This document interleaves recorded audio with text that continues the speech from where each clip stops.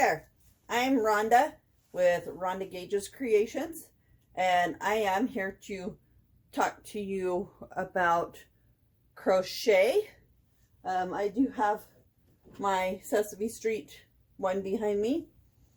Each square is different, and the pattern and the stitch along came from Bag O' Day. So crochet was originated or invented. So it was originated as a modern art form in mid 1820s, becoming most popular in England. Its direct precursor was shepherd's knitting. Practiced in Denmark. The other precursor was tambour embroidery, which originated from China. So you have it from England, you have it from Denmark, and you have it from China so far.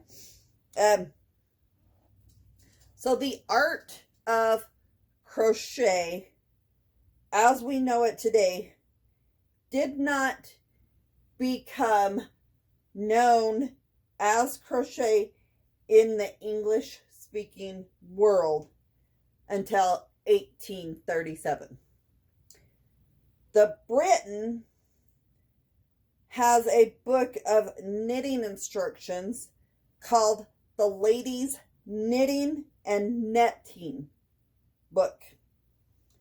They first used the term crochet in a purse pattern in there, and although the entire book is written in English and gives patterns for all sorts of knit accessories and home decor items, there is one crochet pattern written in French for a purse.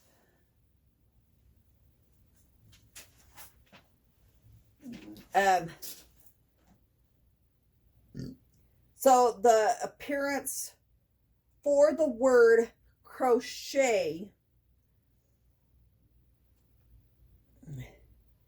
is a French word. Crochet means hook. So there you have a little history of crochet.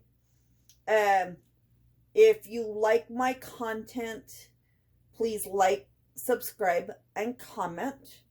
I will be coming up with more questions and whatnot throughout the going forward with my YouTube channel and everything.